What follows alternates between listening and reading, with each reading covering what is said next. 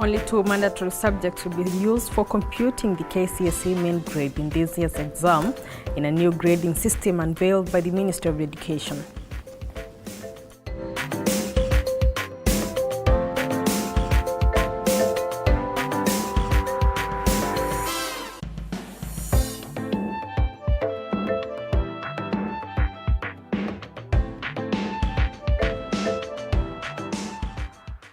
Harambee Starlets face off with the indomitable Lionesses of Cameroon today at Kasarani in their second leg match of the 2024 WAFCON qualifiers.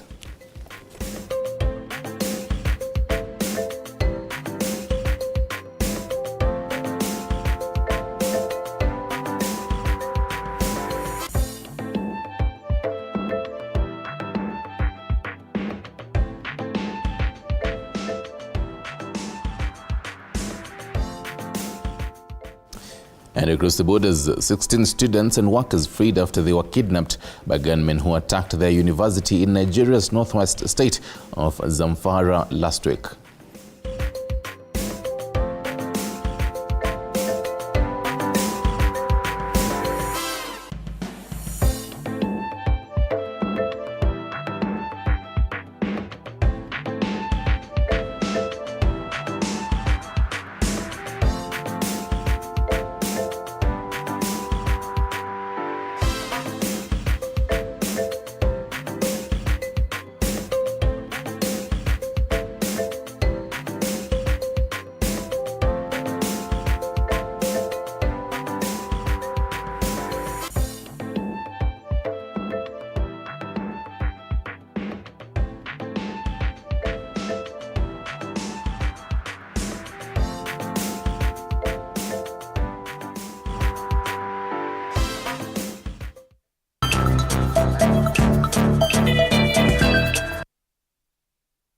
Well, good morning. A quick weather update for those living in Nairobi. Highs of 27 degrees Celsius, lows of 14 degrees Celsius, and a 60% chance of scattered thunderstorms. So do prepare for that. This is the Morning Cafe. My name is Freddy Ndimuli. How hot is the coffee where you are? Well, and I'm Flora Limuki, and of course, on the other side, we'll be having that conversation concerning contraceptives. Just what contraceptive is right for you as a woman. We'll be speaking to experts as well as a case study to shed more light on that specific issue. I'm Flora Limuki. Welcome. And I'm used to Stanley Nyaringeta. Today's proverb is all the way from Nigeria. And Fred is speaking about matters hot coffee. And today's proverb is no matter how hot your hunger is, it cannot cook yams. So think about that this morning. Welcome, by the way, and as you can always chime in on this particular conversation, and you can always be part of this particular breakfast show from right now, 6 a.m. all the way to about 10 a.m. Chime in every part of this particular conversation. But now to the big story.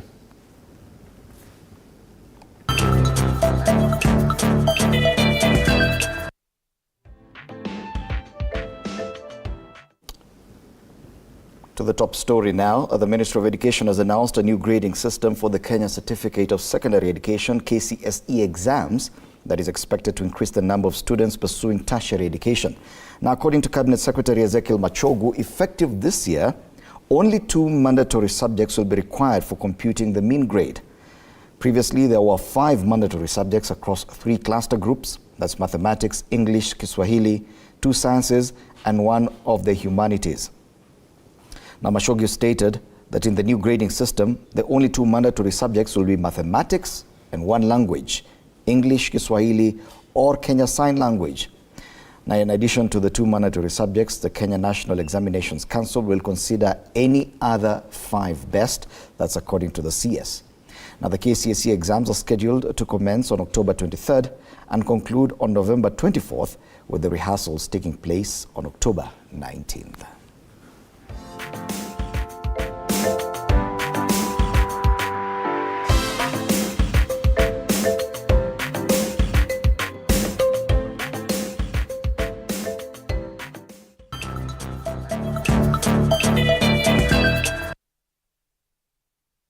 Now, the other big conversation going on is about the ongoing talks at the Bomas of Kenya, the bipartisan talks. And with regard to that, today's question we are asking, are you confident that the bipartisan talks will address the current cost of living? Are you confident that the bipartisan talks will address the current high cost of living? You can interact with this question at TV47 News on X and on Facebook, TV47 Kenya. Let's now get the day's diary before we take a look at the dailies.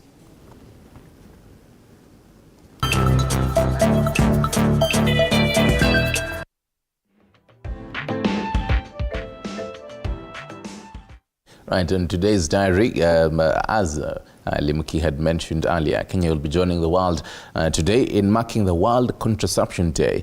The day's mission is to improve the awareness of all contraceptive methods available and enable young people to make informed choices on their sexual and reproductive health. And still on matters of health, on the sidelines of this particular contraception day today, now 2 days from now, the world will be marking the annual International Safe Abortion Day, which is a day of action in support of the right to safe abortion. And this year's theme is Movement Building Solidarity and Justice for the Right to Safe Abortion, with a sub-theme on young people's leadership in abortion justice. And expect sideline events happening before this particular day, which will be the day on the 28th of September. For matters health, the Ethics and Anti-Corruption Commission, that is EACC, will today launch its strategic plan for the next 5 years. The plan provides the Commission's revamped strategies for the execution of its mandate. The launch will be officiated by the Prime Cabinet Secretary, that is Musalia Mudavadi. Now to matters politics, the National Dialogue Committee, co-chaired by OEPA leader Kalonzo Musyoka and the National Assembly Majority Leader Kimani Ichung'wah, will today continue meeting stakeholders, among others the Election Observers Group. So keep your eyes open for that. We'll be giving you all that and all those details today. And in matters what is happening in Parliament, the Public Petitions Committee will today consider petitions regarding the banning of TikTok in Kenya, the punitive charges levied by the Kenya National High Authority, KENHA, among others. These are petitions that were delivered by Kenyans, and this committee will be considering them. Another committee by the National Assembly, Committee on Lands will be undertaking an inspection visit to the National Lands Commission headquarters today. The committee will focus on digitization of infrastructure related to land. And to matters probing, the Public Investments Committee on Social Services will be meeting today. The acting CEO, the Kenya Medical Supplies Authority, that is KEMSA, to reduce evidence on the reports of the Auditor General for the financial statements of KEMSA for the financial years 2017-18, 2019-2020, and 2020-2021. And into matters security now, Principal Secretary for Internal Security, that is Raymond Omolo, will today officially open the training of TOTs in a program to reorient national government administrative officers as Ngaos on service delivery. And finally, in matters sports, Harambee Starlets are to face indomitable lionesses of Cameroon today in Nyayo National Stadium. For the second leg of the WAFCON qualifier, Harambee Starlets will be looking to revenge after losing 1-0 in their first leg. That is today's diary and what to actually expect today. But we definitely have to tell you what is happening rather today in history. A day like today, some years back, we do start right here in Kenya. Back in 2008, 5 people lost their lives after drowning in River Tana near Abak Dera, 50 kilometers from Garissa along the Garissa-Bura Road. And still in Africa, on the 26th of September 2002, the Jula government-owned Senegalese ferry capsized off the coast of the Gambia, killing over 1,800 people. And finally, in Nigeria, a Nigerian Air Force C-130 transport plane crashed in Ejigbo near Lagos shortly after takeoff, killing all 163 people aboard. That is today's diary. Remember, you can definitely stick around from around 9 a.m. as we give you the county diary, and also some international diary, just taking a look at what is happening around the world and what to expect on today's diary. Now to today's dailies.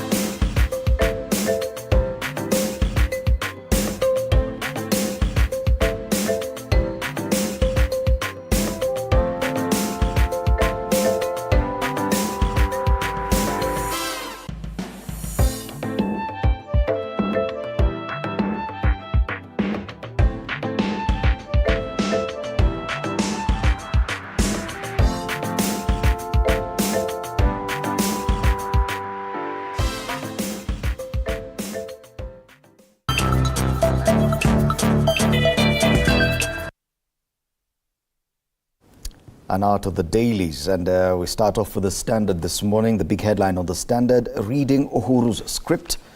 Different cast. A year after taking the reins of power, the Kenya Kwanza government is implementing projects it campaigned against, albeit with different names, including the BBI project that has been couched as bipartisan talks. The story is on page 6, and it gives you some snippets there on the front page. Which way? On debt management, Kenya Kwanza honchos were all over the place, railing at Uhuru's government for borrowing. However, 1 year later, appetite for debt has grown. On the BBI bipartisan talks, government is using the talks as a launchpad for constitutional changes. Same proposals done then are being returned.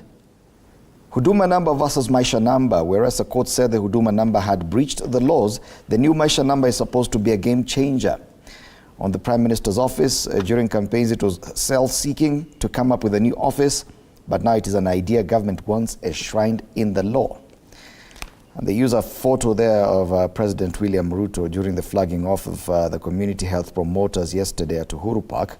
The story is on page 2, and here I think he was in one of those model homes, probably. Other big stories highlighted on the front page of the Standard. Review of grading to see universities admit more. Candidates seating this year's KCSE examination will be graded using 2 compulsory subjects in determining the learners' final scores, unlike 5 in the past. The story is on page 4. Away from that, farmers want state control of maize prices to end. On the top strip, highlights there on the Standard. Stay away from loans with interest, Muslims told. Stories on page 14. And in sports, Chelsea's EPL blues continue. That story is on the back page. Quick highlight on the Financial Standard. Damned if you do, damned if you don't. The mechanization quandary for tea farms. Those are the stories on the front page of the Standards. Let's take a look at what's on the back page. Poor Chelsea left singing the blues. Pochettino says he needs more time to deliver at Stamford Bridge. The Blues sit 14th in the Premier League table after another defeat. That's the back page of the Standard this morning. Well, and on the top page of the Daily Nation this morning, the headline there, new KCSE grading boost for students. New grading system to be implemented from this year, which is set to benefit over 5 million learners, will reduce the number of compulsory subjects from 5 to 2, mathematics and one of the languages. This means more candidates are likely to score better grades and qualify to join tertiary colleges. That story is extensively covered on page 7 of the Daily Nation this morning, and of course it's good to create time to go through that in order to be well versed with that new grading system of the KCSE exams this year. Still on the Daily Nation, we do have "I'm going nowhere," says Raila. On page 4, you'll find that story that says, the day I decide to go back to Bondo, I will not ask for anyone's permission. I will find my way there certainly. That time has not yet come. I am still here, so let them shut up. That is the Azimio leader, Raila Odinga. They are saying that. And on the top strip of the Daily Nation this morning, suspect in Maigo murder case freed. A court has released a woman arrested in connection with the murder of Nairobi Hospital's finance director Eric Maigo after detectives failed to provide evidence linking her to the crime. That story is on page 3 of the Daily Nation. And as some matters politics there, as far as the Mount Kenya region is concerned, what's split? Mount Kenya leaders are united, insist a Deputy President Rigathi Gachagua there. You can find that story on page 6 of the Daily Nation. And matters, the increase in terms of the presidential limit, you are on your own. UDA tells Gerard Gay on term limits. On page 5 is where that story is covered. And on the left strip of the Daily Nation, on matters health, Ruto sends 100,000 community health promoters to counties.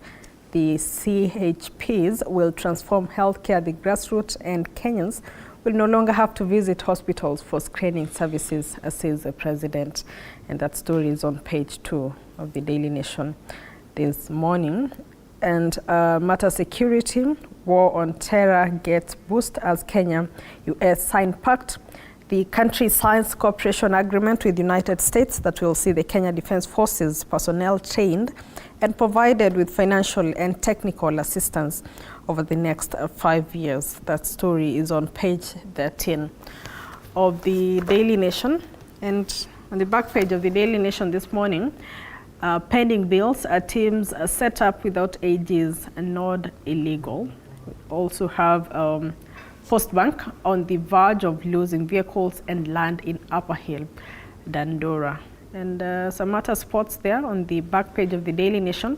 Harambee Starlets play Cameroon in must-win return leg match of 2024 Women's AFCON first round qualifiers at Nyayo. That story is on page 39 of the Daily Nation. And that's what we have on the Daily Nation this morning.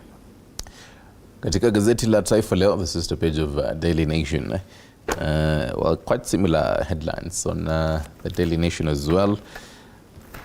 Taarifa kuu pale ni mzeni wewe. Taifa Leo sema. It's quite an interesting headline there. Mzeni wewe. Na taharuki, tangazo hilo la kutoacha siasa na msimamo wake wa kuunga mkono mazungumzo ya maridhiano, wakati ambapo baadhi ya viongozi wa Azimio wanataka muungano huo ujiondoe, limeacha wengi kwa mataa. Mengi katika ukurasa wa pili. Vidokezo vingine katika gazeti la Taifa Leo. Hapo mbele, UDA yakataa miaka 7 ya rais, chama tawala chamruka. Gerard Gay kikisema hoja yake ya kurefusha kipindi cha urais kutoka miaka 5 ni yake binafsi, ukurasa wa 3. Kabla niingie katika masuala ya michezo, pale juu, kahawa ya mramba Gachagua aliyakuwa vita vya kumaliza makateli katika sekta hiyo ni vigumu. Katika ukurasa wa 5, masuala ya elimu, KCSE mambo ni mawili. KCSE mambo ni matatu, mambo ni mawili, Kiswahili au Kiingereza. Hisia mseto zaibuka kuhusu mfumo mpya wa serikali kutuza alama za KCSE, ukurasa wa 2. Na kwa hivyo kwa wakati huu Kiswahili chako kiwe kibora ni muhimu. Kiwe bora. Ushaharibu. Kiwe kibora. I definitely scored a good mark in my Swahili. Or rather you bite your tongue with the English, or the queen's tongue, or the king's tongue now. Na katika masuala ya michezo, Starlets tayari kupasua kichwa. Vigoli wa Harambee Starlets wanatarajiwa kutumia uga wa nyumbani kufinya Cameroon katika mechi ya kufuzu AFCON. And Manchester United is actually playing today versus Palace. God be with us. Yes, indeed. We need a lot of help. A quick look on the Business Daily, the front page of the Business Daily. The big headline, employers' headache as pay deductions cross 2/3. Workers' take-home pay shrink from taxes and levies. Distressed employees cutting on SACCO and bank savings. That's a big headline on the Business Daily today. The other headline, Kenya debt interest payments rise to 231. Kenya debt interest payments rise 231.6 billion shillings on weak shilling. Other highlights, SMEs get 15 billion shillings bank recovery cash, or World Bank recovery cash. There needs to be some space there. Highways to have EV battery chargers every 25 kilometers. This is for electric vehicles. And companies feel pain of rising loan interest rates. And that's the front page of the Standard. The other one, I think, is the opinion there. The gender wage gap is not a myth, it's a reality. I've seen how such discrepancies add up. And that's the front page of the Business Daily today.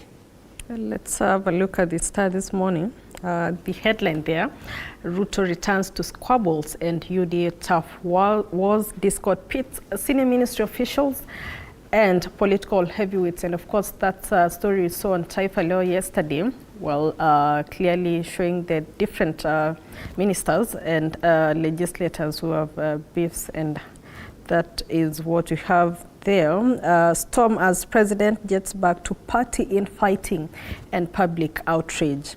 And we do have an interesting one here on the Star still. KWS feeds 21 giraffes in Mara with tracking devices. And on the top strip of the Star, Kenya and US signed defense pact on counterterrorism and technology.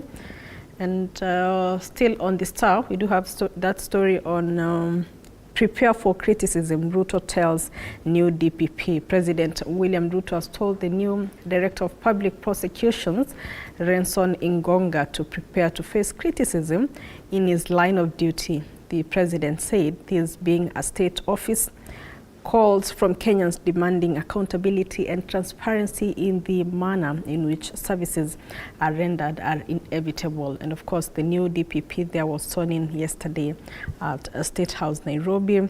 And a court learned on adopted woman who killed mom. That is what we have on this Star this morning. Right, I'm curious, Fred and Flora, when was the last time you ate indigenous food? Sat down and ate indigenous food. Mm-hmm. What do you mean indigenous food? On the front page of People Daily, they're advising you, by the way, to eat more indigenous food. And it is on the top scroll there of People Daily. Eat indigenous foods for better health. Kenyans told. You can get more on that on page 24, Fred, and understand which kind of indigenous food to mix in your meals. But then the big story for People Daily today is Matters Education, and it actually reflects a couple of dailies this morning. New rules for KCSE students. So Relief grading system reviewed. National examination candidates will only have 2 mandatory subjects and will be graded based on the 5 exams in which they get the highest scores, raising their chances of advancing to TVETs and universities. More on page 4. So People Daily break down what and how basically this new grading system will be, and the new changes. Now for the county bosses will be given bigger role in managing how exams will be administered. Grading system, maths and 1 language will be compulsory. Final score to be based on 5 best tests. And Matters leave review. Teachers who will be on leave in the exam period have to be recalled. And the story is making it to the People Daily.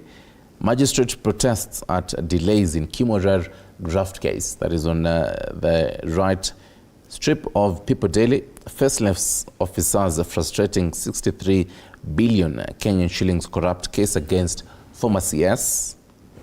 And NHIF bomber stop of House agenda on page 6. And Matters Sports, Kipchoge, I was going for record, but then alama za dukuduku pale. That is on page 31, more on that.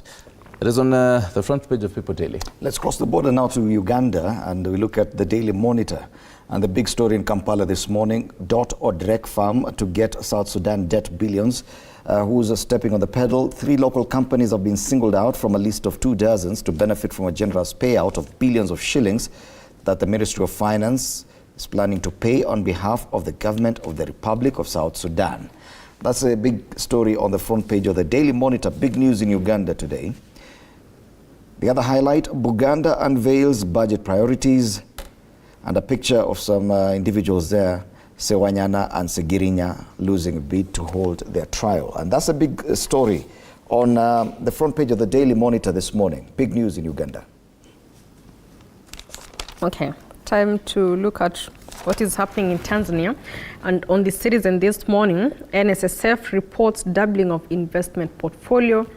The NSSF has attributed the rise from 3.39 trillion shillings on March 1st, 2021 to 7.15 trillion shillings by June 30, 2023 to economic growth and an increase in the members' contributions and return on investments. That story is on page 2 of the Citizen this morning. And a fresh opportunity for investors as NMB floats sustainability in bond. And 2.9 billion shillings lies unclaimed after collapse of banks. That is what's headlining on the Citizen this morning in Tanzania. Katika gazeti la Mwananchi, vidokezo vikuu pale, maumivu ya mgao wa umeme yahamia kung'ata kwenye maji. Na kwingineko ni kuwa hatimaye Dege Village kuuzwa. Kizungumzia mradi uliotajwa na CAG kugubikwa na ufisadi ulipangwa kutumia trilioni 1.3 shilingi za Tanzania hizo. NSSF yasema mnunuzi amepatikana, yupo tayari kulipa bilioni 501. Kwingineko ni kwa wateja wazimbia bilioni 2.9 kwenye benki hayo. Kidokezo kingine hapa, kama ndoa yako haijapitia hatua hii basi ni batili. Okay, matters relationship advice there. There's on Mwananchi this morning. Okay, turejee nyumbani tuangalie masuala ya karakacha na tunaanza na The Daily Nation. The cartoon is on page 17 of the Daily Nation and it shows a young, or what looks like a young child playing with matchsticks. Anacheza na moto yule. The matchbox is branded term limits and it looks like some senator I know. And it would appear to suggest that someone is playing with fire, making suggestions about extending the term limits. That's a cartoon on the Daily Nation today. On the Standard, tigers in Kenya, or are they really there? There's someone here there saying, so there are tigers in Kenya after all. And a gentleman there wearing that whole, is it a uniform or what? Written Rigiji. You may deduce who Rigiji is for yourself. And wearing the cape for, normally chiefs wear this, by the way. Dios. Yeah, Dios, by the way, yes. Yeah. Normally Dios wear this. And he's saying, yes, there are tigers in Kenya. So there you have it. That is on the Standard. Also have People Daily. Yes, you can look at People Daily normally on page 10. On the People Daily, the wheelbarrow there carrying a bag, and the wheel is a Kenya shilling, and the Kenyan is trying to pull this wheelbarrow up the hill, and the wheel, which is a Kenya shilling, has given in. Talks about the economy. I still think the People Daily takes a day. I think 3 days in a row now.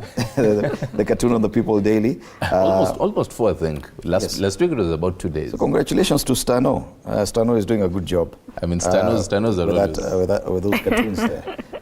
I think the cartoons today are quite interesting, literally, and I would go with the Daily Nation today. because it's not only this person who is pictured here playing with the fire, but we've been seeing not only senators but also members of legislators in the National Assembly. People are just there's too much talk or too much loose talk, even as we speak of pushing for bills. There's too much word for relevance, and we're seeing people just make some comments on issues that seem quite ignorant. It's not only this one, you also saw someone else who was fronting for a bill to actually scrap off the term limits for the president. We also saw someone else who was pushing for whenever you have a holiday, the next day, if it falls within the center of the week, the next day should also be a holiday. So I think it will be interesting. But although people are just making fun of this thing. Well, the National Dialogue Committee invited Kenyans to present the memorandum. Yeah. Kenyans are doing simply that, exactly that. So you're going to hear a lot of proposals. We'll be discussing some of these, including proposals to increase the number of counties, number of constituencies, of course, the issue of the presidential term limit. But our question today we are asking, are you confident that these bipartisan talks will actually address the current high cost of living? You can continue interacting with that question at TV47 News on X and TV47 Kenya on Facebook. We'll be discussing this with my panelists after the break. Just let me mention the names who we have today on the panel. Abdullahi Alas, a governance and policy analyst. The Honorable Julia Nchenge, governance expert, and political consultant Daniel Orogo. Our panelists this morning as we focus on the bipartisan talks. Do stand by for that conversation after the break. You're watching Morning Cafe.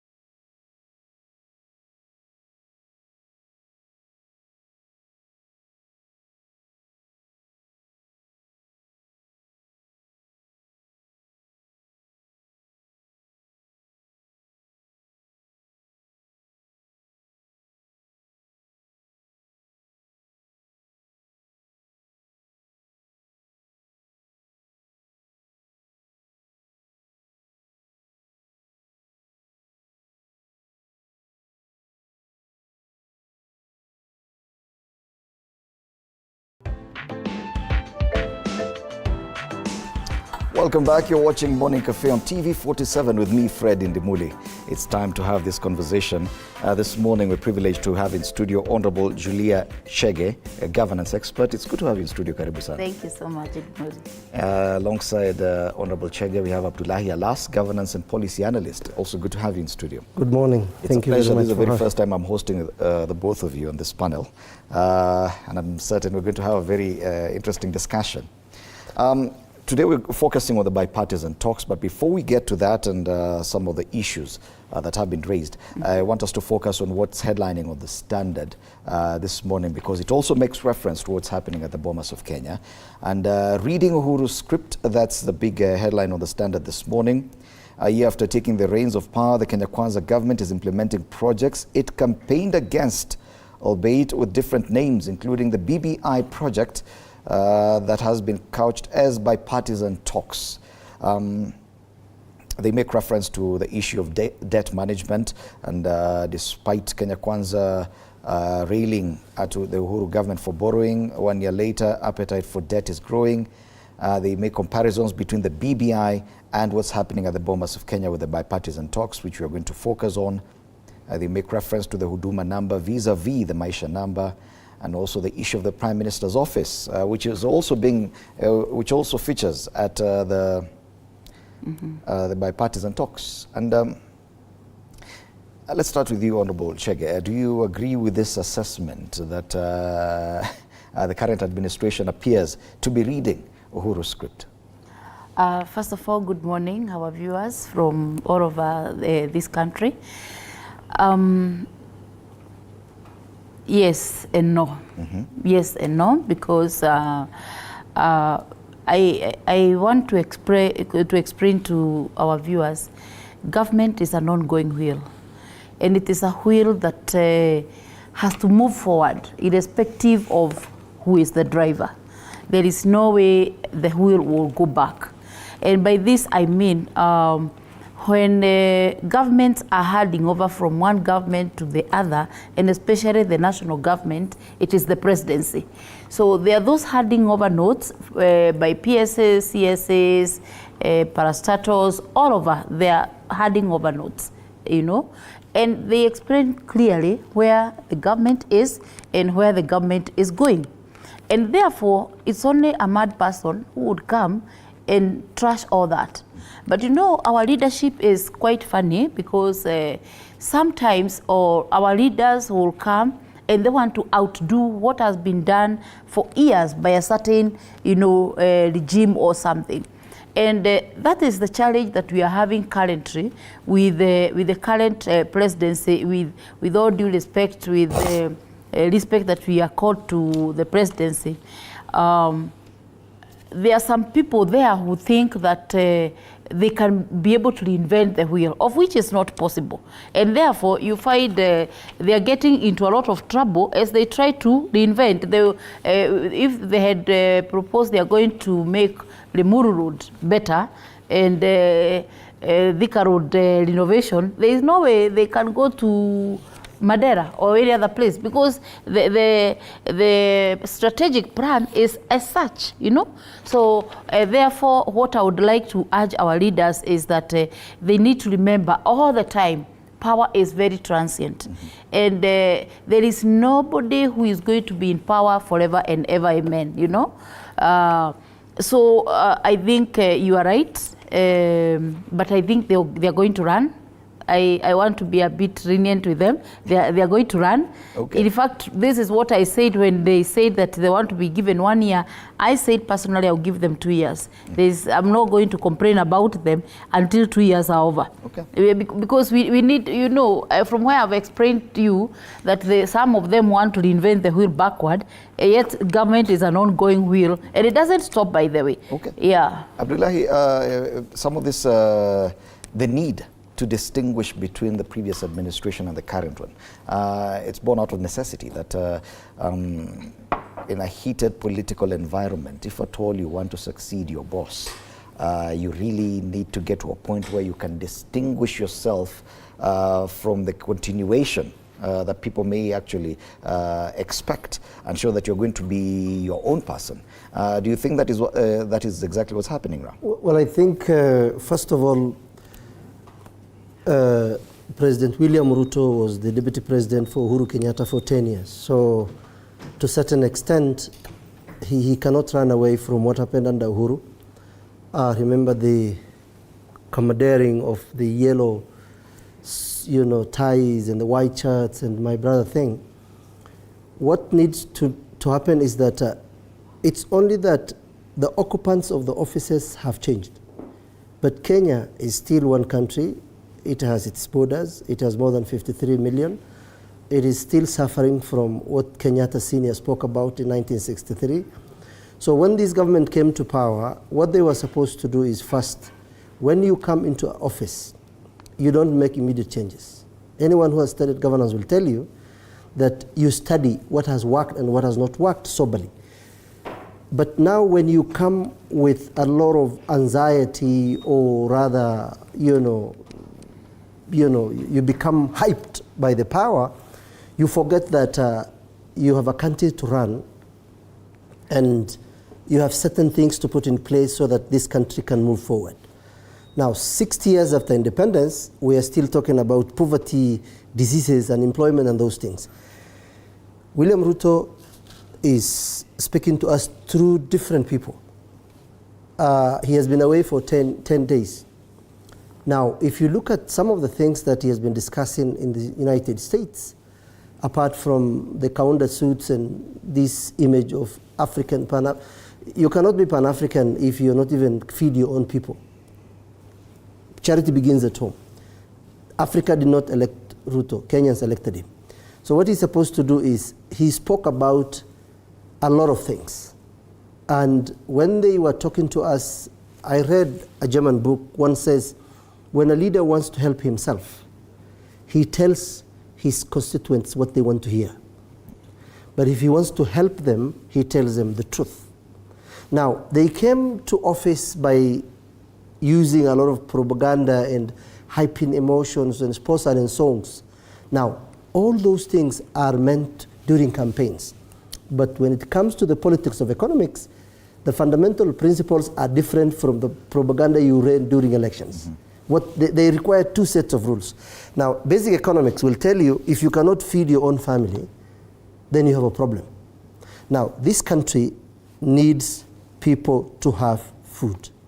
This MBA stadium, all those things will come back later, it's okay. He went to Kiev and spoke about the Ukrainians who are at war to feed us, yet we have northern Kenya. You can invest, put up the infrastructure, put up some billions, get loans from other countries, and your own people can produce money. I'll give you an example of what I did in my hometown in Mandera North. In the last 6 months I was away from Nairobi, and in May we planted like 10 acres of land. And we did watermelon and some maize, and the other we did some fruits and vegetables. Today Dad is saying that we have a surplus of almost 40 kgs a week of sukuma. That is Mandera North. That is a place most Kenyans think that it cannot produce anything. I wanted to prove people wrong. Now, this country needs leaders who will sit and say, and a leader cannot do two things. It's not, the principles and the mechanics of governance will not allow that. You're either going to make money or you're going to prosper a nation.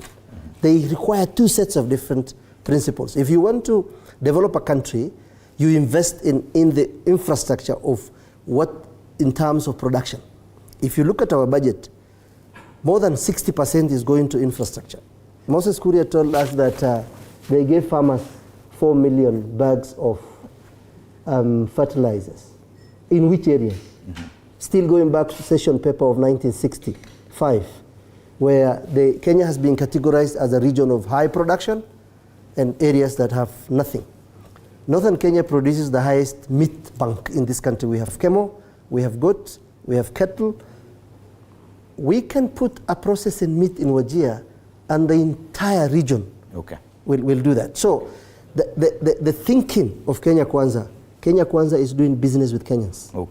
Okay. And that, you cannot develop a country using that, because they will fail. My concern is, while that need to distinguish the difference between Jubilee, Uhuru Kenyatta's Jubilee, and William Ruto's Kenya Kwanza administration may have been necessary while a few days or months to the elections.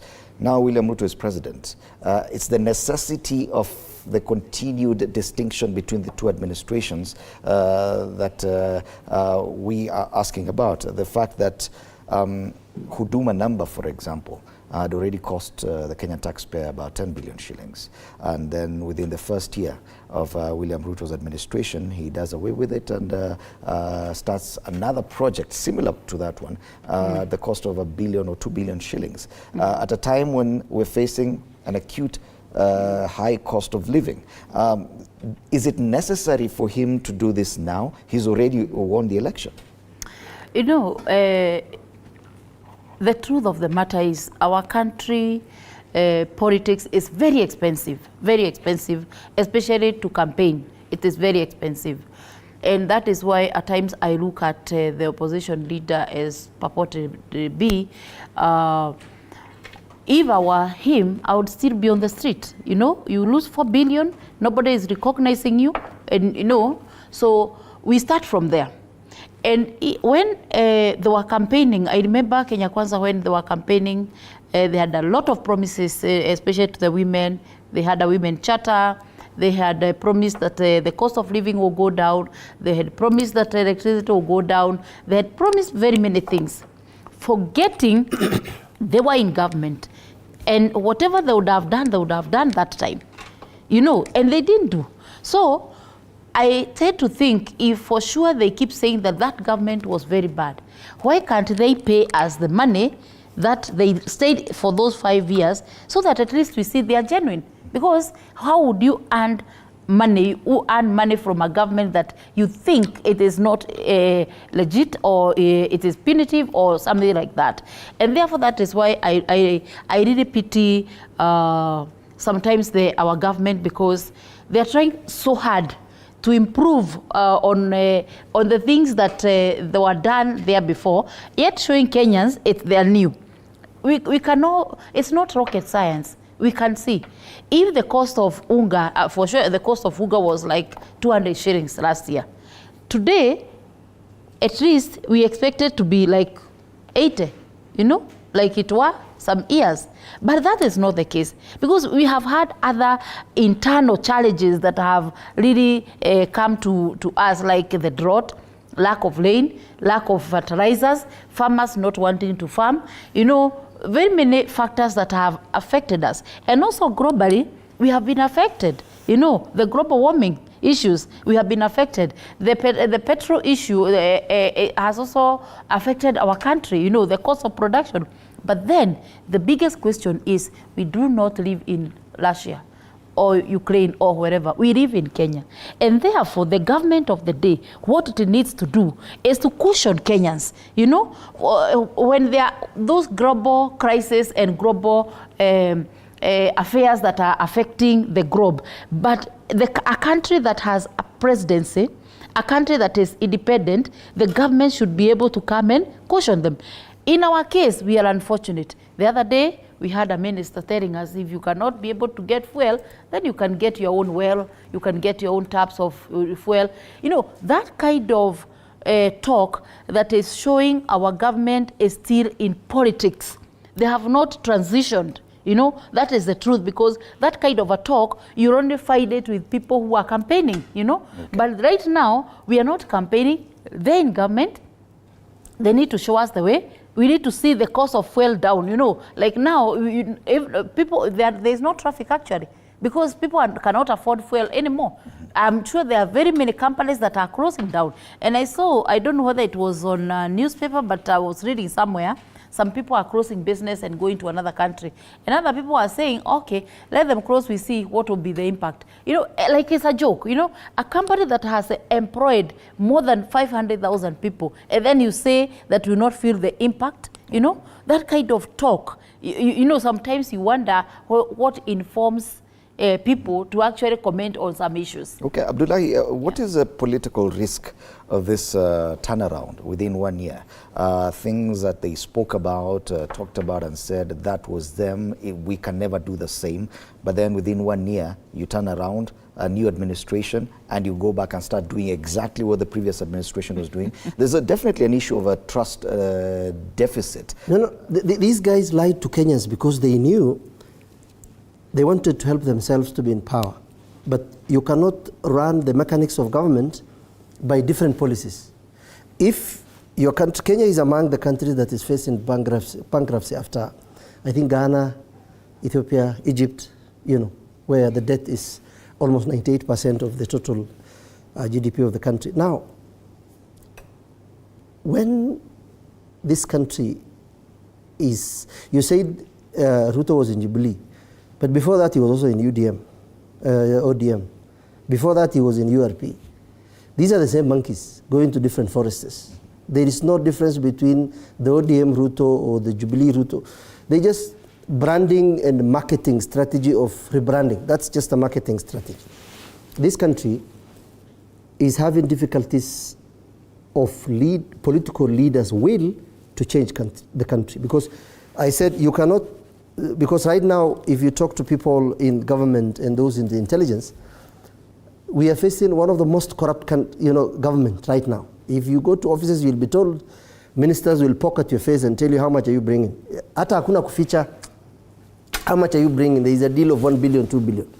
Now, when you do politics of transaction, running a government is different from doing the politics of transaction. Government is not where you get money.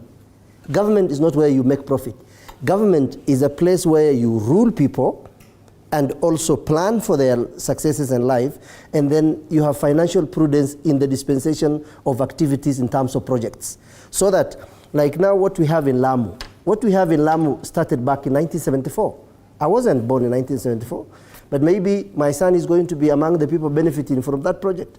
So the short-term project and the long-term project, but in between is to say, these guys, if they were smart, and I don't think William Ruto is listening to even David Ndii, because David Ndii's rant on Twitter explains a lot of things in those boardrooms. Now, if Ruto himself told us that I know more than your department, which means he is bypassing cabinet secretaries and speaking to permanent secretaries or other people, because he is not an omnipresent Jesus revealed person to know everything in state. Someone somewhere is talking to him in that department, which means the way he is outshining his cabinet, the way he is having us these bravados in Africa and glaring, those things will not help advance the principles of good governance and the fundamentals of economics. Ruto needs to keep quiet. He talks too much. He tells us a lot of things like the campaign time. What he needs to do is to say he has a very senior former central bank at Treasury. He has a former PS at Central Bank. He has someone who worked for IMF. I'll tell you what Samoro Machel told his people back then as the president of Mozambique, that when you see me being praised by the imperialists, you should know I betrayed you. Mm-hmm. When the West, especially the United States, and the European people praises Ruto, this morning I was reading one of the African reports that Ruto is a double-faced person. Now, you say one thing, you do another thing. He needs to settle in this country and say, before I do anything outside Kenya, what can we produce? When you talk of fertilizer, at a bag of 3,000, yet a 20 liter of diesel is 4,000, because it's almost 200 shillings. Now, how am I going to produce food that I'm going to make profit? Because the production in terms of fuel, we use generators. In Mandera, I use an engine that uses diesel. Mm-hmm. Yet diesel is very expensive now. So where will that cost go? They told us in August there will be harvest. It is now going to October. what is happening to the price of, unga. So hold that thought, because we're about to take a break. It's already 7 on the dot, and we have a scheduled break that we have to take. But don't go too far. We'll continue with this conversation even as we get down to the business that's happening at the bipartisan talks at the Bomas of Kenya. We'll go into the nitty-gritty of exactly what they're discussing, the kind of agenda they're talking about, the proposals that are being put before the National Dialogue Committee. You're watching Morning Cafe. We'll continue with this discussion after the break.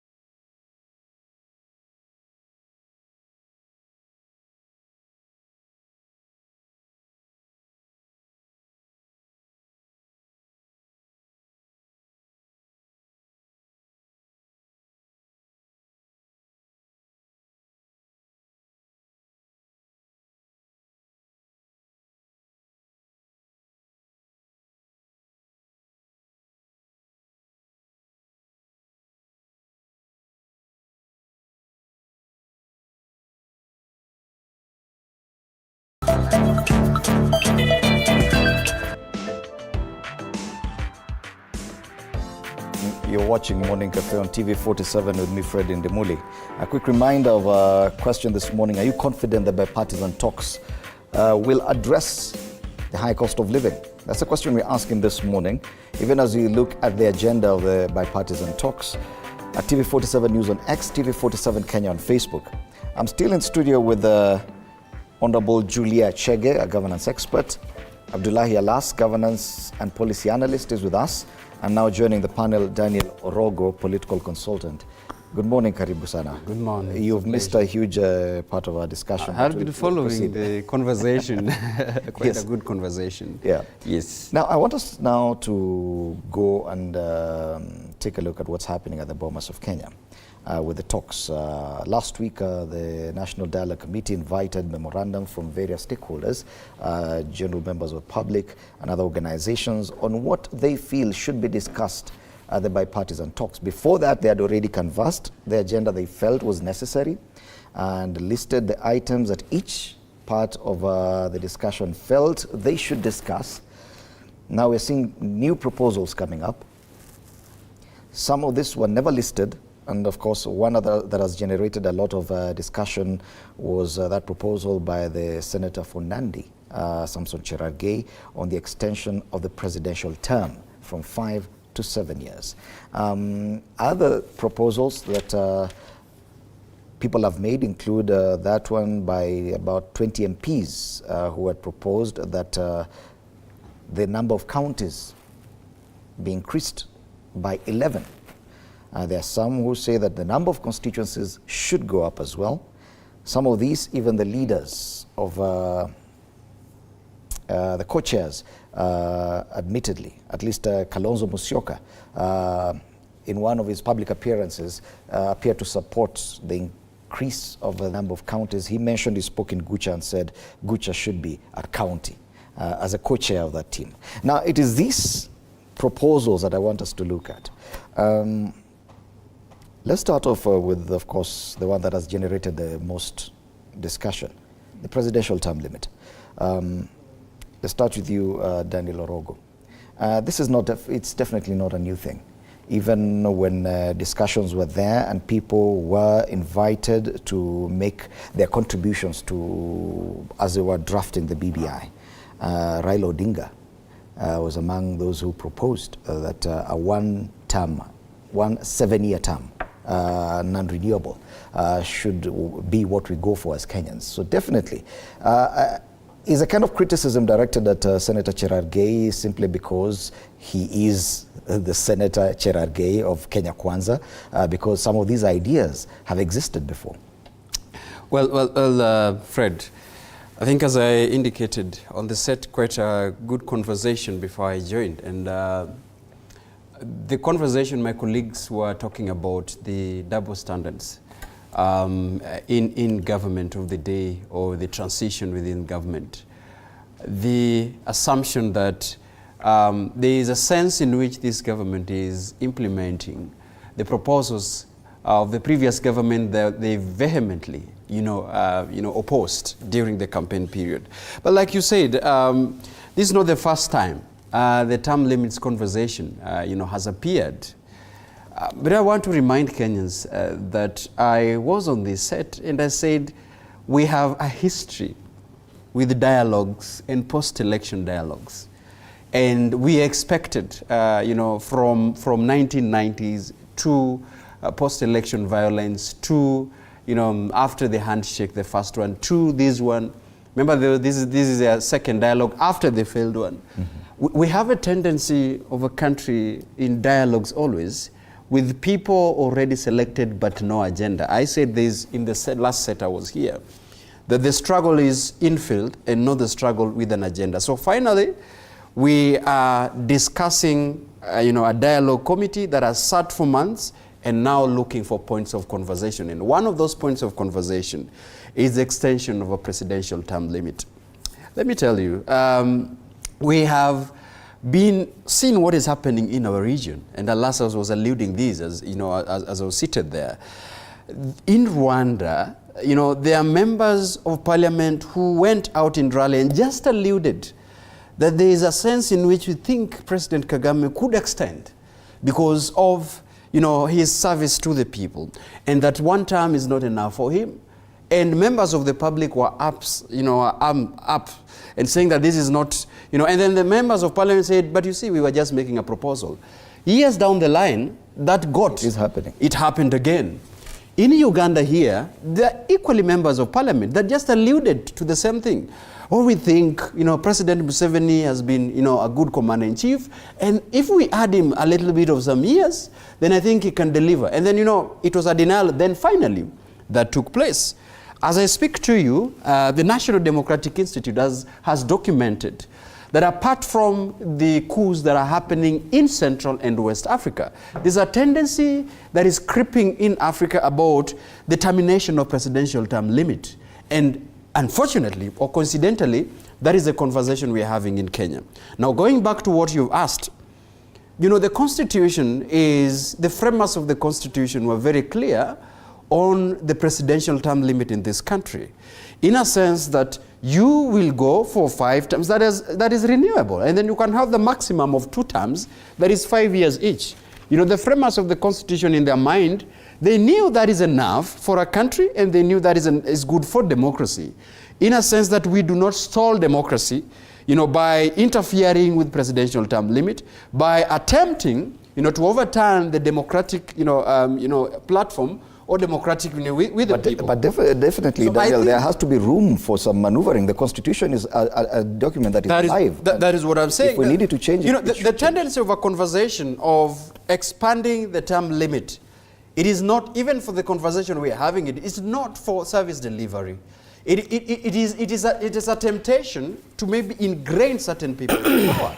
Look at the conversation that is going. And I wish this proposal could have come from Kenyans. As I finally submit, you know, we are alive to the fact that here, that one of the rulings that was made throughout, from the High Court to the Court of Appeal to the Apex Court about the BBI, was on the proposal who was proposing for the amendment of the Constitution. We are seeing the same trend, that a political class is speaking on behalf of some people making amendments of the proposal. And Makio, I am not opposing the constitutional amendment. It is that the Constitution's required amendment as we speak. But what are we amending? Okay.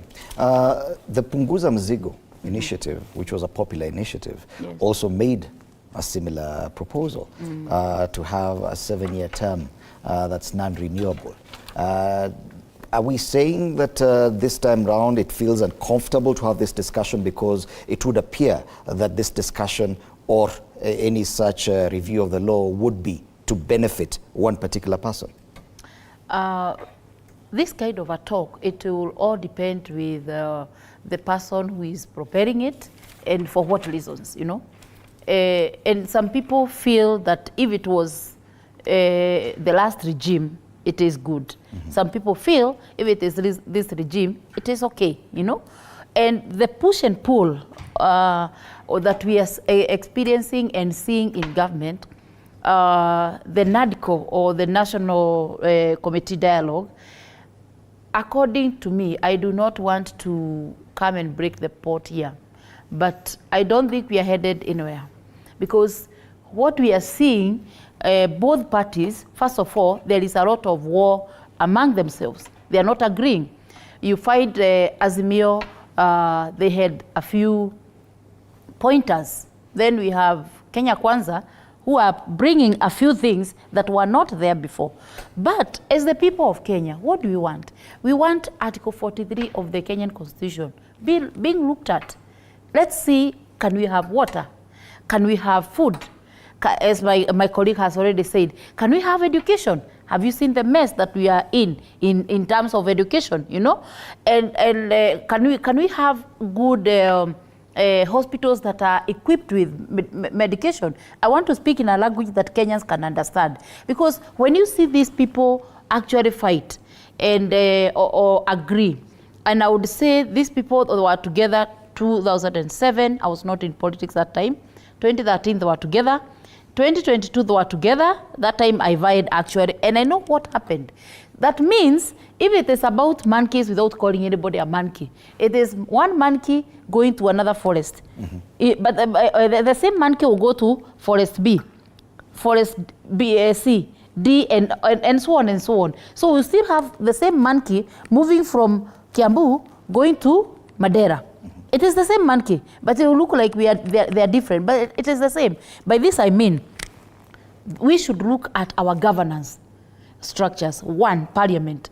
What is Parliament doing? They're just rubber stamping all the bills that are coming without even looking at them. Some of the bills are very punitive, like the finance bill that was just passed the other day. It is punitive according to the economy of this country. Number two, what are our accountability mechanisms in this country? They are very weak actually. Let us look at the last one, the independent commissions. We talk about the IEBC. When you look at IEBC, currently, what is supposed to happen? They are supposed to actually map the boundaries. But what is happening? Those people, they're just doing, you know, hurabaru, karata kidogo kidogo, you know. Then in January, because they don't want to be constitutional bad, they're going to map the boundaries, and then we are going to get into a lot of fights. And some people, they want, some people want even counties, not only constituencies. So what does that mean and for us? We'll come to that issue of the IEBC, but I want us to go step by step. I want us to dispense of this issue of presidential term limits.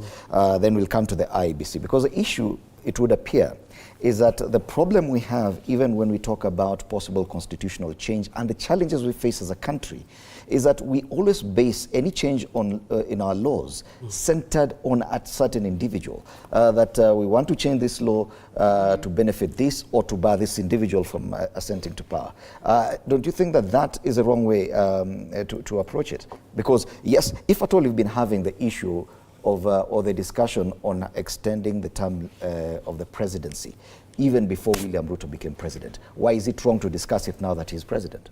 Because it's not a priority for us right now, and he has already been given a mandate of 5 years, and he's barely in office for 1 year. So his lieutenant's telling us on our face, listen. Yet we are saying it's not about President Ruto. No. It's about the Constitution. No. You see, the Constitution is a document that is implemented or the change or worked on by human beings. So it's just a text. So the manner in which we handle it will depend on us as Kenyans. Now, we have a society that has been designed to be dysfunctional in the interest of the political class. This is a country where everybody is telling us we are broke, yet we are paying MPs all this money and all these mortgages. We are being told in the last 1 year they have used 20 billion for traveling, both foreign and domestic. Now, when you cannot feed 20 billion in Northeastern can produce wheat and sorghum and maize to feed the entire East Africa. But is that the interest? No. Now, why do we have term limits in Africa? And how many countries have? There's a survey that was done between 2000 and 2018 in 34 African countries. 75% of Africans have said we want the term limit. And the reason is to avoid tyranny, to allow the process of political, handing over of transitions to happen like what happened with Uhuru and Ruto. Now, countries that don't have these term limits are Guinea, Togo, Tunisia, Gabon, Chad, Cameroon, Niger, Uganda, and Djibouti. Those countries are not like us. We are among the fifth in terms of, the biggest country in terms of, we are number 5 in education, we are number 4 in health, we are number 6 in agriculture, we are number 2 in English speaking. So way above this country. So comparing us with some of the countries that are still struggling, this country does not need Cherengei telling us that we need, and when he speaks, let me tell you, when in African proverb that says, when the dog barks, you worry about the owner. These guys, when they speak parables, and they speak with the intention to test the waters. I just want to speak to Kenyans and tell them, look, Central Kenya has produced 3 presidents, Kenyatta Senior, Kenyatta Junior, and Kibaki. Look at the poverty level in Central. 63 years after independence, they are suffering of jiggers. So it does not matter who occupies the office. And eating monkeys. And those who are eating together. Now, let me say this. Why does it matter then when we are changing laws that we really have to think about the person in office? You see now, that's now a cliche used to just tame people into, because Kenyans have accepted during election to become Kikuyus, Somalis, or Kambas. Now they are called Kenyans. In election, we were Kikuyus, Kales, Kambas, and Luos. Why are we becoming Kenyans? Just because Duale is the Cabinet Secretary of Defense doesn't give oxygen or food to the people in Mandera. Just because Ruto is the president, the lady whose school fees was eaten by a governor or a sitting senator or someone who sold the shamba in Uasingishu is a Kale. So it doesn't matter where you come from in this country. Majority of Kenyans, 22 million Kenyans are poor, yet 4 million Kenyans are richer than 22 million Kenyans. Okay. This is a design from 1963. Look at the richest people in this country. William Ruto has never invented X or Twitter or Facebook or penicillin. He has been doing business with governments, and he's the richest. All members of parliament in this country are rich because they are transacting political transaction with government. Okay. They are either getting contracts, as I told you now. I was with Ahmed Nasir on Spice on Monday last week, and he said it's reaching a point where ministers are poking at your nose to ask for bribes. The money that was stolen during Eurobond, he said it's in Cayman Island. These are connected people. They talk to the intelligence, they talk to people in the banks. The problem we have, even the money they steal from us, they don't invest it here. Okay. They take it to Zurich, they take it to New York. So the problem we have is a dysfunctional, designed society. Unless Kenyans are angry that we'll whip members of parliament and throw them into dustbin like they did in Chile, that is the only time this country will change. Daniel, the main question we have now, and the fear and concern, is on how consequential the talks that are going on will be. We're talking about serious things, Yes. about possible change to the constitution, Yes. and whether or not the basis or the premise of even the proposals we're making Yes. are actually founded on some need that we have, or on individuals that either we want to serve us or we want to block them from benefiting. Do you think that that kind of approach will actually benefit us if at all we end up actually going to a referendum on some of these questions, like the presidential term limit? Well, I think I am a bit considerate with regards to, trying to give an objective view of these proposals, Fred. Like I have indicated, that you see, the Constitution in itself, being a living document, provides a room for an amendment. We have probably been through over 10 years of the Constitution, which I think it's time that Kenyans objectively look into the possibilities of reviewing and amending the Constitution. However, like you've said, if the proposals are people-centered and are people-driven and based on the needs that you've just talked about, unfortunately, again, like I said, is the processes of constitutional amendments are, unfortunately, always driven by a political class. And when we let them be driven by a political class, it means that the end product of it will be politically targeted, in a sense that certain individuals would want to use that process, to catapult themselves politically, in the essence of trying to, to edge other people out of these proposals.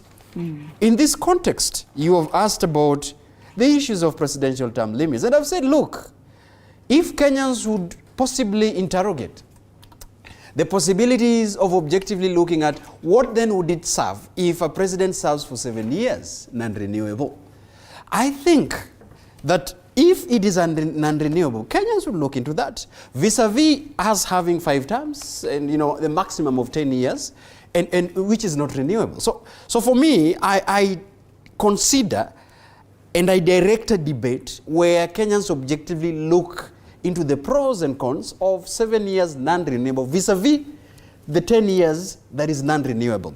And of course, like you said, the only thing is, would it benefit the citizens? Is people pro-driven, or it is looking towards enriching a certain political class? And this comes with who proposes this. The danger is who is proposing the amendment. Fred, now you've asked me a whole debate. So if it's Raila Odinga proposing the amendment and not Cherargei. You see, like this, the danger of us falling into the ruling of BBI with the courts is who proposes this amendment. The government, as it is hell-bent on repeating the same mistake. And the possibilities of repeating the same mistake is there. The court, if we have a court, that is not within the custody of the executive, the courts that we had that ruled on the BBI, if we have that kind of court that we're having, then it seems they have started to watch the process. Who is proposing the amendment? The Constitution amendment are proposed by the people of Kenya. If it comes from a political class, there is a danger on it falling on the same. If this proposal, because it was contained in the Punguza Mzigo popular initiative, then that would actually be welcome, according to you? And I think also the fate of Punguza Mzigo is purely because they thought that, Dr. Ekuru was not within the who and who's in the political class.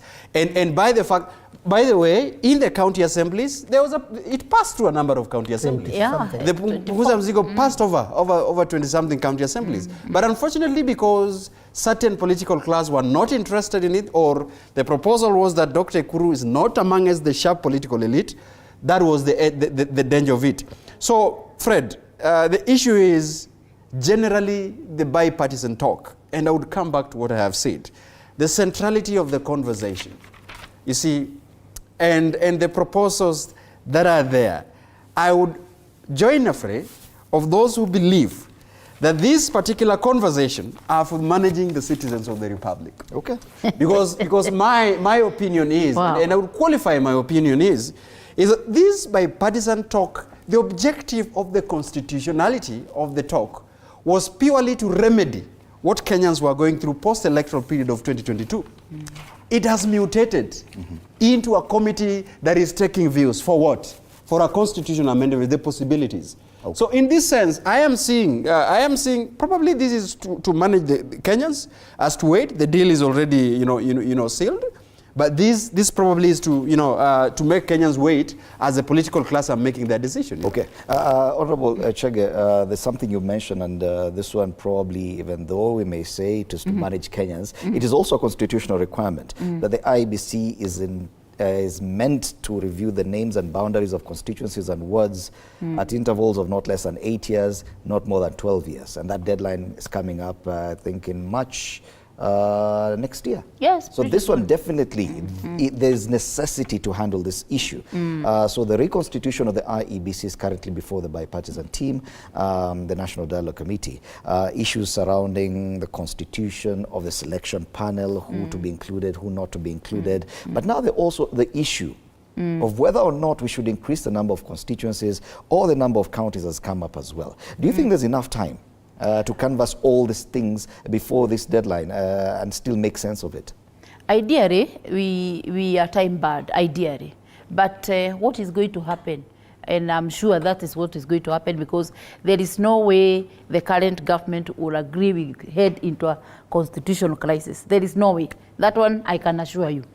So what is going to happen is we are going to have a haphazard, hurried, constituencies, counties, wards created for the sake of fulfilling a constitutional mandate. But my question is, what are we doing? And I blame Chebukati, wherever he is. I blame him 1,000 times, because there is no way you are retiring and you have no way of actually handing over. He left IEBC like a shell. He left IEBC, the decision makers are not there. The workers are there. Of course, IEBC is well structured in the whole country. But I blame him as a leader, me being one of them. If I were him, I would not have done what he did. And I know it is deliberate. I have keen interest on what happens in IEBC, because I'm a political player. So I must be aware of what is happening. So he frustrated the commissioners, he frustrated everybody, he frustrated the governance structure there, and that is where we are. I'm asking myself, are they going to make sure that we have commissioners immediately, we have a chairman immediately, we have it constituted, because it is law, And then the other thing that I would like to recommend to the government, IEBC needs some funds to be able to be conducting civic education, because in Kenya, unless we address the cost of election, unless we address the cost of campaign, we will still be around here. And the most contested issue or contentious issue is the presidency. And that is where we are saying the winner takes it all in Kenya is not acceptable anymore. And it is not working for us. And therefore, it is a high time we need to review our constitution. But then our leaders are very selfish. They want to review it not because they want to review it for the benefit of the Kenyan people, but for their own benefit. I am here, so I want to be here longer, not knowing that tomorrow you'll not be there. So our leaders, by the way, Fred, that is very emotional for Kenyans, Abdullahi, perhaps this issue of the IEBC, which is at the core of the mandate of that National Dialogue Committee, is perhaps the most pressing, given the kind of timelines we're looking at. If March next year is a proper timeline, then we're talking about 6 months or so from now, getting a new IEBC in place, then conducting delimitation of boundaries in time, and conducting by-elections that are already overdue. Even the possibility of getting a team in place by the end of this year does not look likely. They could, but you see, and even as you answer that, there's a proposal that came yesterday, now that we're talking about proposals from the Churches Council. They said that probably this issue of delimitation of boundaries should be taken away from the IEBC. The same proposal is shared by the IEBC Secretariat. Marjan Hussein Marjan, the CEO, while making his proposals to the team, he said that the issue of delimitation of boundaries is something they would wish to be taken away from them. Taken where? To a different commission or a different body to handle that. Then they just deal with elections. What do you say? Yeah, it's like saying the Treasury should give away the rights to do budgets in this country. We have laws, and there was a thinking behind 30, 40 years of struggle on why Kenyans did that. Now, when you talk of bipartisan to me is just a battleground where political leaders and parties, come together and, jostle on how to get either political positions or resources in their regions. This idea, I agree with my friend that this bipartisan talk sort of, I am sure Raila and Ruto have spoken. That's why you don't see Maandamano. These other shenanigans of commandeering and cameras and suits and cleaning themselves is just to entertain Kenyans, and I'm sure nothing much will come out of it. Now, this idea of delimitation or constitutional change or this, has the government or even private partners commissioned how much of the constitution was implemented? Or is there a data-driven scientific research based where Kenyans want to change certain things?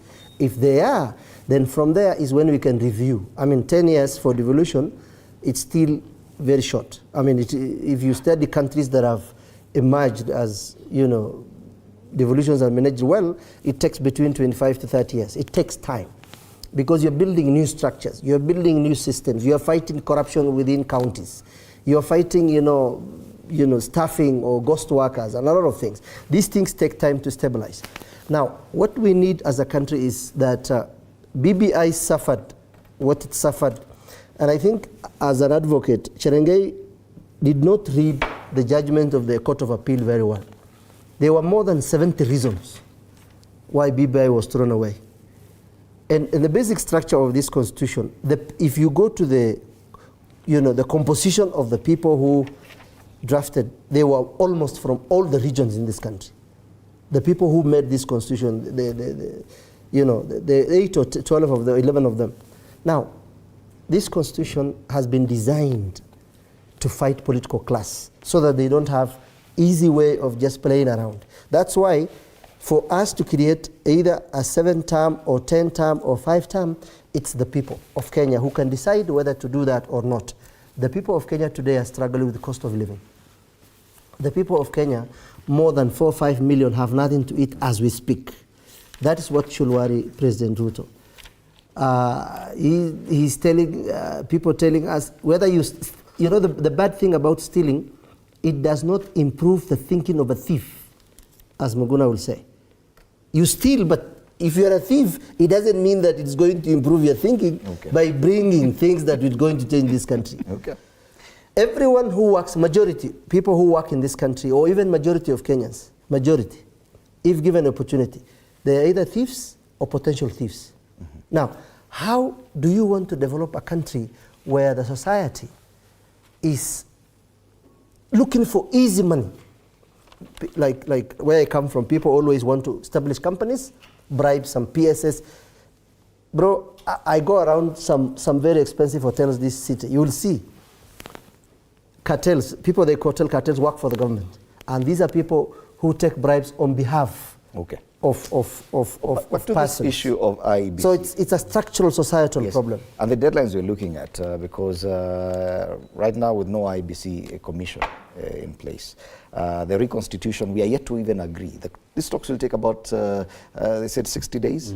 That means we'll consume the better part of the next month. Between that and this deadline that we're looking at for March next year is about 5 months. Then it will take a process of constituting the selection panel, then naming possible nominees to the commission before their appointment. Is there any way we can actually beat this deadline, that a commission can be in place and conduct a delimitation of boundaries? Don't you think that proposal that IEBC should not handle that part probably is what is making sense right now? I mean, like I said, it's quite a progressive thought, and the proposals. Fred, remember the proposals are coming from some sections of the Secretariat.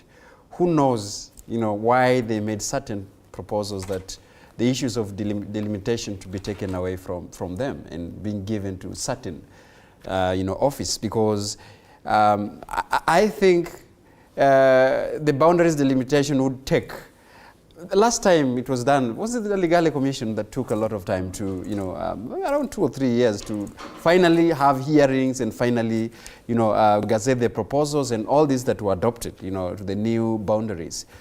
I think it's a fair process for stakeholders in elections in government to listen to the proposals and try to interrogate as to why the proposals are coming from IBC to that aspect of the delimitation to be taken away from them, purely because the assumption that would take time and that would take resources and probably would bar them from concentrating on the electoral reforms within the IBC and delivering free and fair elections. But that is also coming in a background where I think there should be some by-elections that are still stalled because the commission is not really properly constituted. The issue is that really fair and democratic to the people that should be elected, from those regions. I probably think that in the currently ongoing, national dialogue, the talks that are in Bomas, would they then give a priority to IBC as an issue that should be considered in priority and, given a limit, a timelines that should be delivered. But again, like I've said, is who is interested in the constitution of IBC? Is it the citizens that feel they're not properly being represented because they have not done by elections? Is it Kenyans who are feeling that, of course, the IBC, the result of the elections should be audited, as the proposals already been, placed by the political parties liaison committee and other interested stakeholders? Unfortunately, no. It is, just like you said, the solution, it is bipartisan. The agreement of one party against the agreement of another party. That's why it's called bipartisan. There is no centrality of the Kenyans in the thought processes of what is going on in the dialogue. So the proposal, like I've said, is if there is a consideration that then the constitution of IBC should be a priority that is given certain time limits to be concluded. If there is no conclusion of the bipartisan talk, or if there is no agreement about other agendas, then IBC should be the first one that they should dispense. So the other thing that had been mentioned before that you probably act is, I see the possibilities, and I said it in the last set, I see the possibilities of a plebiscite. It is now open that we are going to have an amendment of the Constitution. Whether that will be done through a popular initiative or whether that will be done through an amendment in Parliament, but then now it is clear that this country must go for a review of the Constitution, either through referendum must be done. Because certain aspect of the Constitution, if you touch on them, then it's so clear that people has to go to do a referendum, including the term limits that are here. That is, constitutionally, you have to go for a referendum to do that. The expansion of the executive, touching on certain values that are articulated in the Article 10, you have to go for referendum. The question is, the referendum is facilitated by IEBC that is currently not constituted. This IBC that currently do not have commissioners. This IBC that the Secretariat still seems to be shaky.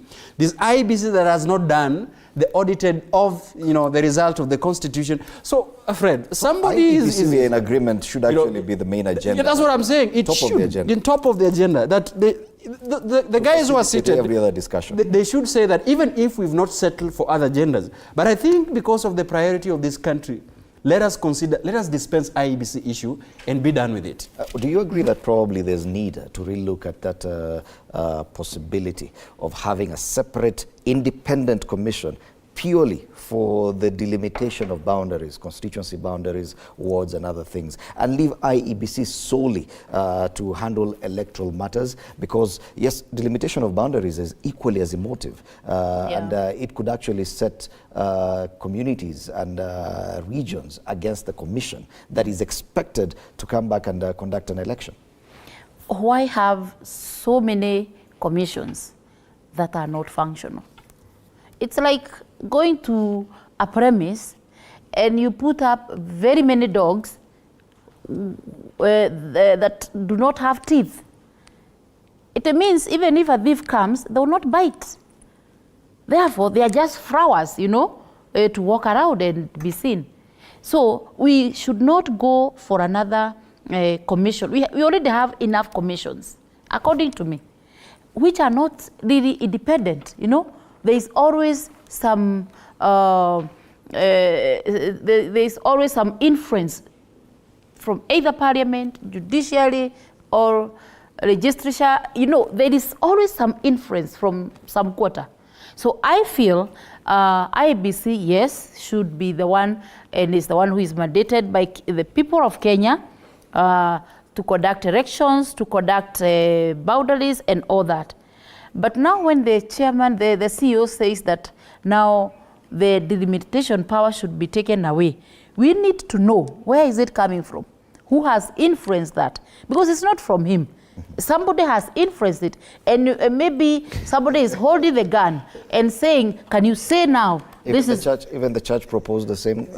You know, the church, I do not want to talk about church in Kenya, and I know my bishop is looking at me, and Bishop, you know, I love you and I love the church, but I know what we experienced in 2022 and the church. The church went to bed with the state. The church went to bed with the politicians. So there was no independence of the church, you know. They could not be able to give direction. And no wonder now they are coming out, they are saying, hey, we were told the cost of living will go down. The washirikas now, the followers are not able to give tithe. They are not able to give money. So the church is also getting broke and broke and broke. The Harambes that people used to go, they are limited now. They are not going. Let me get Abdullahi's thinking on this issue about the delimitation of boundaries and whether or not IEBC can comfortably combine those two roles, the boundary delimitation and the conduct of elections, given the fact that whenever it comes to elections, after every election cycle, IEBC is always on the spot. Well, I think it's because of the different interests by the political class, but I think if the IEBC officials are tired of earning huge sums of money, they can just resign and allow other Kenyans to do the job. You cannot tell us 1 year after election, we cannot do delimitation. That was supposed to come maybe in 2017 or 2013, so that we Kenyans prepare themselves. Coming up with a commission is not easy. There are certain things that must be followed. But now, my concern is not even the law. The problem with this we have in the country is the society that has been designed to either steal or deprive other people rights. Because look at what happens in the matatu industry. Look at what happens in the hospitals. Doctors are stealing drugs, okay? So you're blaming politicians. The politicians are just our sons and daughters. So unless we say as a society, we are tired of this model of our son or our daughter, just because Raila is going to be given either a position of presidency, it doesn't improve the poverty level in Migori or Kisumu, because the fundamentals required to do that is different from what we are yearning for.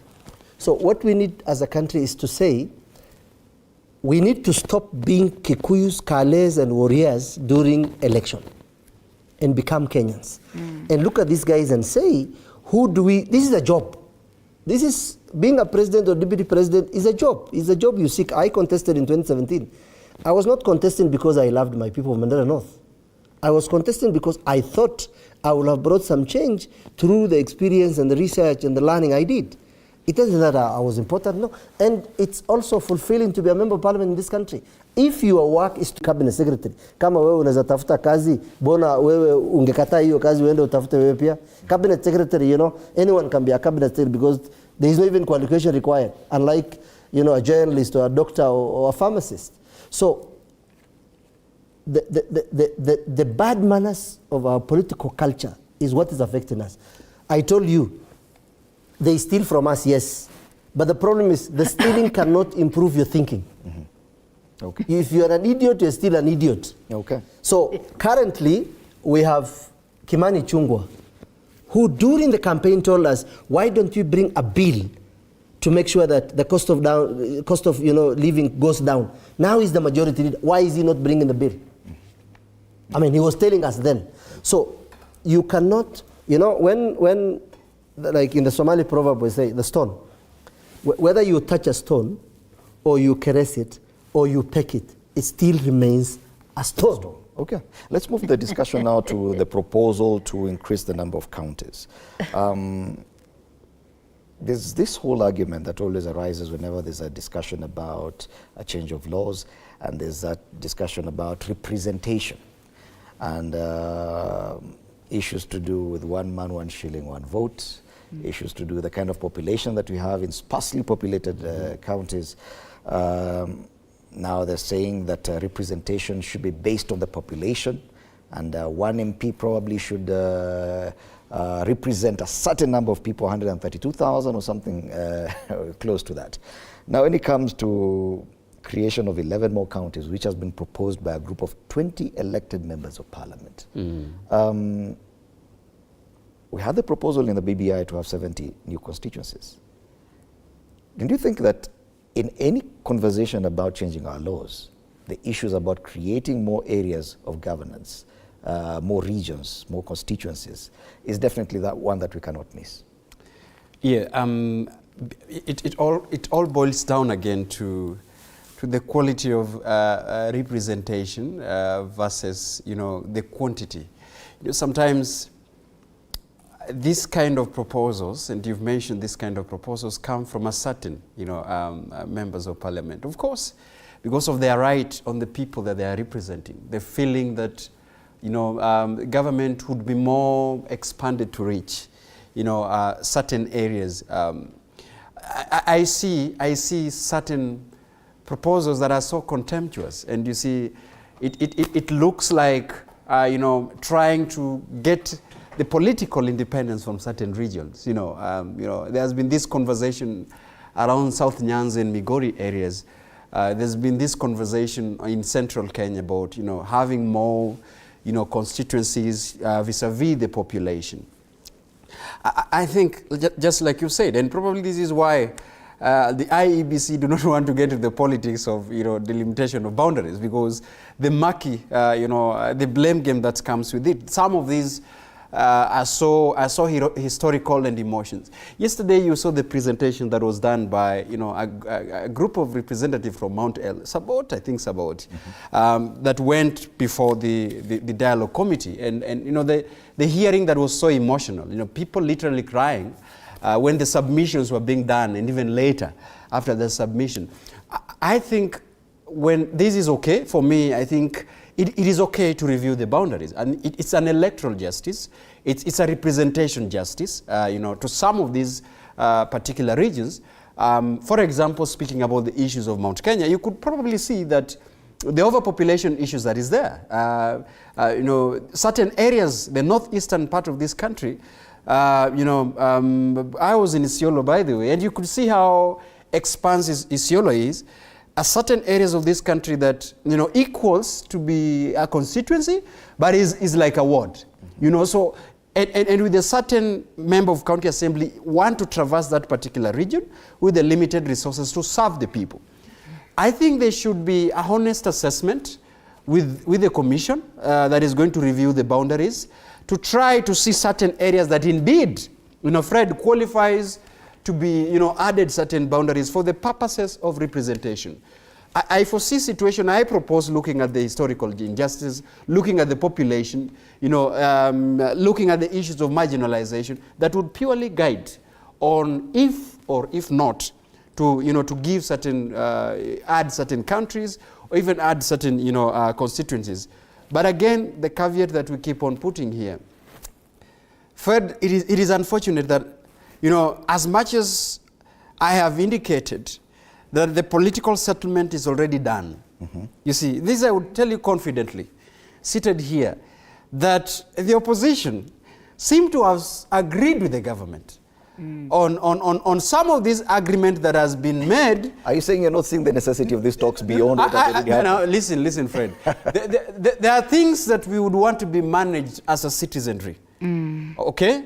Because I would tell you confidently that if the Right Honorable Raila Amolo Odinga is dissatisfied about certain, policies in the government, you wouldn't deter him from calling for, a protest, and that would be done. Okay. But I have seen the manner at which opposition is, handling with the government currently. And this gives me a confidence to tell you that we are seeing beneath that issues, for example, with delimitation of boundaries is already canvassed and agreed by the political class and is not contentious to them. It is contentious to the citizens. I could also tell you, for example, that the issues of a commission constitution is something that the political class have agreed. And that is why it's called bipartisan, that there would be going to be settlement. Why is it that all of a sudden, Honorable Martha Karua and Honorable Jeremiah Kioni are dissatisfied about the ongoings of a dialogue that they call for, and they sat in that dialogue? How come has that happened? How come is it that there had been a conversation in the areas of Nyanza on the possibilities of inheriting the political clout of Honorable Raila Odinga? How is those conversations fizzling out? Okay. So I would confidently tell you, seated on this table, that Kenyans needs to push for certain representation that should be appearing in that dialogue. And by the way, I was not for the opinion of us going to forward these issues to the dialogue, because this has been the system of managing Kenyans through post-electoral period by putting your submissions, and those submissions are being mutated into a committees of experts somewhere, and then they come up with a document that informs an action of amending the constitution, and all of a sudden political classes directing the agenda of these countries. For me, I think I still miss the representation of people that are pro-driven in this particular process. Okay, Honorable Chege, you could contribute to this even as you make your final submissions because of time. The truth of the matter is bipartisan talks are dead on arrival, and it's okay. But the most unfortunate thing is that they are using public resources, people's money, and they have no way of returning that kind of money. But let's not lose this thought.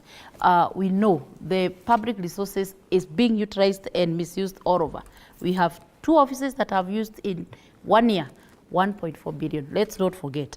Let's not forget that in Kenya, we are going through crisis and our economy needs to be revived. So I want to urge Kenyans, our people, let us focus on the things that are going to bring food on the table, like agriculture, like value addition, like climate change initiatives. Those are things that are going to bring change to our people. Otherwise, if we focus on this government that looks like sometimes they know what they are doing, sometimes they don't know, sometimes they promise this, sometimes they don't promise this, sometimes they act on their promises, sometimes they don't act on their promises, I think we will lose it. Thank you. Abdullahi? My mind is to speak to Kenyans and tell them, whether you are in Mandera or Mombasa, Busia or Banisa, this country is having issues of feeding its own people. And when a country cannot feed its own people, then all these other political discussions are designed, and UDA was very good in sloganism. And what they will bring us is slogans. I want the 2023, 2024, up to 2027 for Kenyans to get angry that we tell them first, this idea of changing the constitution is not priority for us. Thank you very much. We gave you a work. We are paying you a lot of money. Give us value for the work we gave you first. Mambo ya extension of terms or delimitation. We already have. Are we going to create a sub-county for every sub-tribe in this country? Are we going to create constituencies for every sub-tribe? That is not how our country runs. When you say 1 man, 1 shilling, it's okay for people of Central to agitate for their rights. It's okay. But I also want to remind them, Thika alone has 58 industries, factories. How much do we have in Mandera and Wajir? In Wasingishu, we have more than 10 parastatos, factories and industries. How many in Wajir and Garissa? So when you try to say 1 man, 1 shilling, this, that, when you're developing a country, you're not developing for communities. How many people from northern Kenya are doing business in Murang'a and Kiambu and Meru and Embu? If you go to my county today, the garage I take my car to belongs to a guy called Jackson from Kakamega. The way I eat Gireri, it belongs to Sharo from Kiambu. So the country you develop it for everyone. So that when Kibaki built the road from Nairobi to Moyale, it's every Kenyan going to Ethiopia is using it. Countries like Canada, even though they are developed, they have made a decision that public utilities will be developed, whether there are 5 people or 10 people or 50. I was reading sometimes in Japan. They constructed a train where they only took students. So you're looking at the human capital you're producing. This country needs to produce people from every region to develop this country.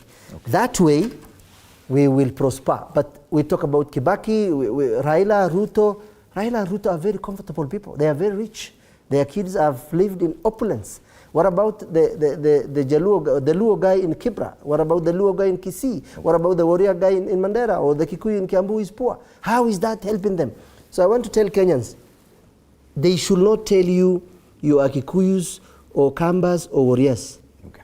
Now food is very costly, isn't it? There is no an unga written, Kikuyu unga 140 ama 120, warrior unga 200. We are buying from the same. Okay. So let's treat ourselves as Kenyans, okay, not our sub-tribes. I'll give you about a minute or so, Daniel. The painful truth to tell Kenyan is we would wish, ideally, that this government, be considerate to the demands of Kenyans that they give a pledge. The reality is that the political class has renegated to their own interest. Painful also to tell them that the bipartisan talk do not put Kenyan into a center of conversation.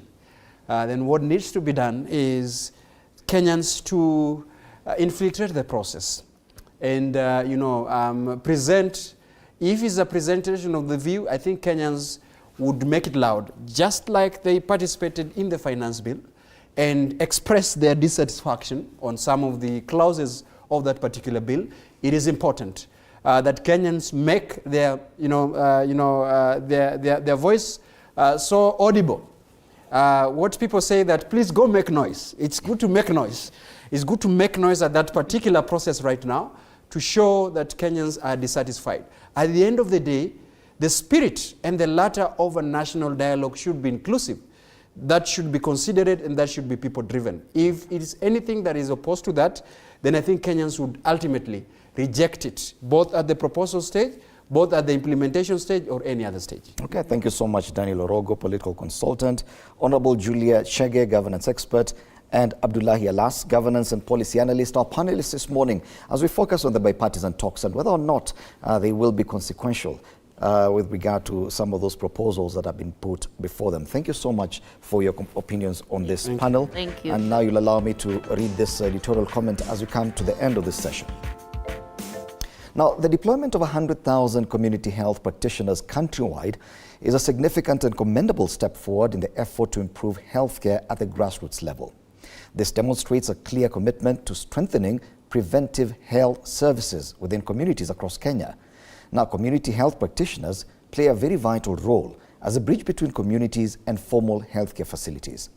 Their responsibilities encompass providing essential health services, including health education, disease prevention, and treatment. By deploying a substantial number of CHPs, the government is acknowledging the importance of proactive healthcare at the community level. Now, one of the key strengths of this initiative is its contribution to the broader goal of achieving universal health coverage. Effective community-based healthcare can help identify health issues early, reduce the burden on hospitals, and ultimately improve the overall health and well-being of the population. However, while applauding this move, it is important to also emphasize the need for a holistic approach to healthcare development. The success of the CHP program is not solely dependent on the number of practitioners, but also on the availability of necessary infrastructure, equipment, and well-trained, well-enumerated healthcare personnel. Reviving and upgrading the thousands of dispensaries and health facilities across the country is very crucial. These facilities need to be well equipped and properly maintained to provide quality care to the communities they serve. Proper training, ongoing education, and support for CHP